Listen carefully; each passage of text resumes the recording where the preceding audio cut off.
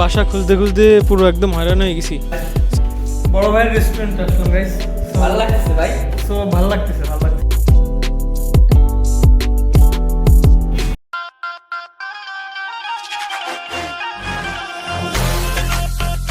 Hello guys, আসসালামু আলাইকুম। This is Shahid Hossain and welcome to my new video. So guys, আজকে আমরা বাসা খোঁজার মিশনে বেরোচ্ছি, কারণ আবারও আমাদের ফ্ল্যাট চেঞ্জ করতে হবে। এটার অনেকটা কারণ আছে, এটা আপনারা আস্তে আস্তে জানতে পারবেন। সো এই ফ্ল্যাট খোঁজাখুঁজি ব্যাচেলরদের জন্য অনেক একটা বড় সমস্যা। অ্যান্ড সব সময়ের মতো আমার সাথে যে সব সময় থাকে অল টাইম, তাকে আপনাদেরকে না দেখালেই নয়। সো ভাইয়া, বাসা খোঁজার মিশনে আমরা অনেকবারই গেছি, এবার আমার মনে হচ্ছে আমি আর যাবো না, এবার লাস্ট টাইম। না, লাস্ট টাইম চলো আমরা যাই, গিয়ে দেখি আর কি। তুমি কি তাই মনে করো যে এবার লাস্ট টাইম? ইনশাল্লাহ দেখা যাক কি হয়। কারণ Okay. মনের মতন না পারলে যে কোনো জিনিস পরিবর্তন করতে হয় ভাই। ওকে গাইস, দেখা হচ্ছে নিচে।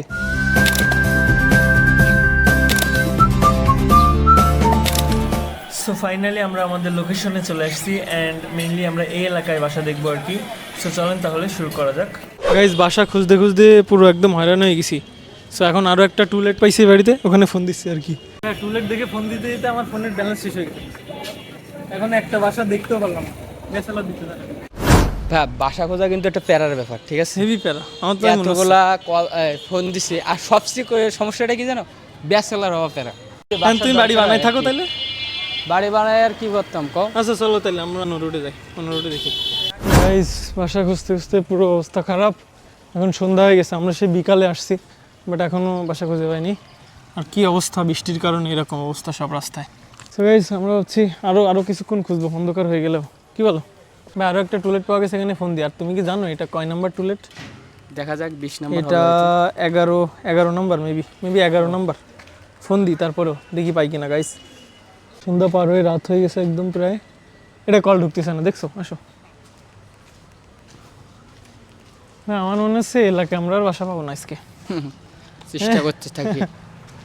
আর সব প্রায় বড় বড় ফ্ল্যাট, ফ্যামিলি ফ্ল্যাট। আমরা এত বড় বড় ফ্ল্যাট নিয়ে কী করবো আমি বুঝতেছি না। গাইজ, এটা 12 নাম্বার টুলেটে ফোন দিচ্ছি, দেখি এখানে কি হয়। ঢুকছে ভাইয়া? আমার মনে হচ্ছে না মিলবে। আসসালামু আলাইকুম। বলছি টুলেট দেখে ফোন দিছিলাম। ছোট কোনো ফ্ল্যাট আছে আপনাদের?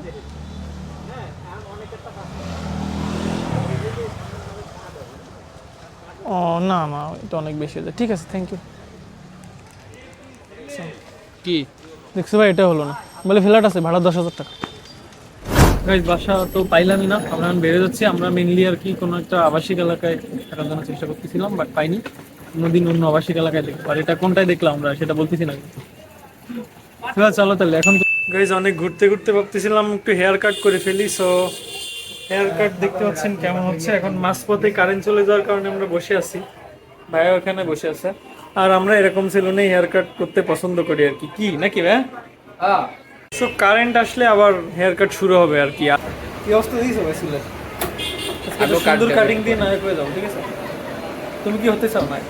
অবশ্যই ভাই।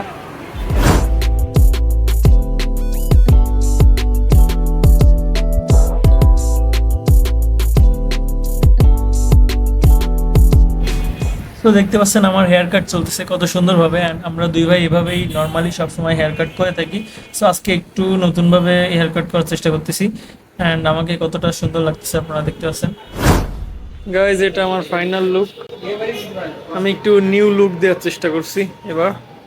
সো আই থিঙ্ক ভালো লাগতেছে। অ্যান্ড আমার ভাই বসে গেছে চুল কাটার জন্য। ভাই, তুমি কি এখানে দেখতেছো যে কোনটা দিবা? দেখো, অনেকগুলো আছে, হাজার হাজার, যেটা তোমার পছন্দ। এই যে 3 নাম্বারটা, ওকে দিয়ে ফেলো, মানাবে তোমার চুল আই থিঙ্ক। তাহলে স্টার্ট। ওকে, আমার ভাইয়ের চুল কাটা প্রায় অর্ধেক পথে, এভাবেই চলতেছে। কি তুমি কি এদিকে তাকাবা না? গোপটা রেখে দাও লম্বা লম্বা। ওকে,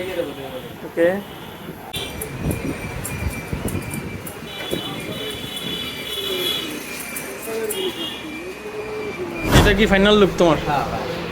একদম ভালো লাগে? কেমন লাগছে সেটাই দিও। না, আমার কাছে ভালো লাগতেছে। এই হেয়ার স্টাইলটা মানাইছে তোমার মাথায়।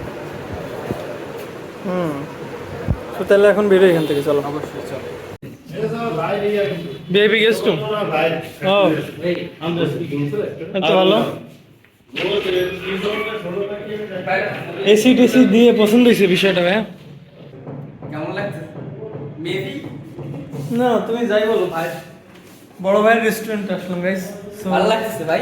সো ভালো লাগতেছে, অনেক ভালো লাগতেছে। মানে এত এত সুন্দর ডেকোরেশন। এই যে বড় ভাই চলে আসছে। কোনটা? কি সোফার কোম্পানি? এই যে সোফার শুধু কভার, এই যে কভার অর্ধেক দাম সব কভার। সো একটা বড় ভাইয়ের সঙ্গে দেখা করতে গিয়েছিলাম ওনারই রেস্টুরেন্টে আর কি। সো আমরা একসাথে কফি টফি খাচ্ছিলাম আর অনেক গল্প করতেছিলাম আর কি। ডেকোরেশন এত সুন্দর আমি জানি না তো, আমি তো ঢুকিনি তো।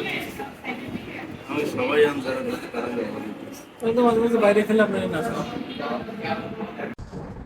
তো দেখতেই পাচ্ছেন যে উনি কতটা ফ্রেন্ডলি আমাদের সঙ্গে, অনেকটা সিনিয়র হলেও আমরা অনেক মন খুলে ওনার সঙ্গে হচ্ছে গল্প করতে পারি আর কি। সো বিষয়টা অনেক ভালো লাগে, ওনার অনেক আন্তরিকতা আছে। সো মেইনলি আমরা অনেক গল্প টল্প করলাম এখানে, অনেক বিষয়ে কথা বললাম। সো মেইনলি আমরা রান্নার বিষয়ে কথা বলতেছিলাম যে উনি কীভাবে রান্না করে। উনি আবার নিজে শেফও, উনি নিজের রেস্টুরেন্টে নিজেই রান্না করে। সো কী কী খাবার দাবার পাওয়া যায় এগুলোই। এটা সার্চ, এটা যে বসে যে কত কিছু যে লিখতে আমার ভাইয়ের সাথে সেই আকারের গল্প আমার ছিল। তো আপনি মাথা কি ধরনের ভিডিও দিবেন? এটা হচ্ছে এই যে রান্নারই সব শর্ট, সব শর্ট। অলরেডি বাউন্স এই জন্য আপনার এত ভিড়। এই যে নাই রান্না শর্ট দিলে তো ওই কি ডিসক্রিপশন? হ্যাঁ রিসেপশন এতটুকু সাজাইতে পারছি, বুঝছেন? আপনি অনেক ভালো পারছেন, আমার থেকে অনেক ভালো। আমরা তো অনেক ঘুটি, তারপরে আমরা অনেক আর লং ভিডিও দেখাই, এটা আবার ইয়ে দিছি, এটা আবার যে ট্যাগ দিছি, দেন ট্যাগ দিছি কত ইয়ে, এই জন্য ট্যাগ, বুঝছেন? আর কি আমার যে নামে এইসব নাম সার্চ করলেই আমারটা চলে যাবে। আমরা ক্লিক যেতে হবে, আমরা যে ডিসপ্লে ভালো হয় দেখতে। কি ভাইয়ের রেস্টুরেন্টে আসছো, কিরকম ফিল তোমার? ভালো লাগতেছে। বেরোবা, খাওয়া দাওয়া করে বেরোবা। খাওয়া দাওয়া করবো ইনশাল্লাহ। এখানের মেনু তো আমার ভালো লাগছে, চিংড়ি, হাঁসের মাংস সব পাওয়া যায়। এই যে এখানে এই যে হাঁসের মাংস, চিংড়ি, এগুলো তো মাঝে মাঝে আসা উচিত খেতে, আমি তো জানতামই না। আর এখানে গাইস এত সুন্দর ডেকোরেশন, ভালো লাগতেছে বিষয়টা, তাই না? এটা ভালো লাগছে না? হ্যাঁ? এসিও আছে। না মেনলি এখানে ডেকোরেশনটা আমার ভালো লাগতেছে, মানে সুন্দর একটা পরিবেশ, দোতলার উপরে তো নিয়ে গেছি একদম, মাঝে মাঝে আশা লাগে। আমি তো অনেকবার খেয়াল করছি বাইরে থেকে, কিন্তু আশা হয়নি কখনো। আমরা বাঙালি তো, বাংলা খাবার, হাঁসের মাংস এসব আসলে খুব ভালো লাগে। এ বাউসিও ভালো।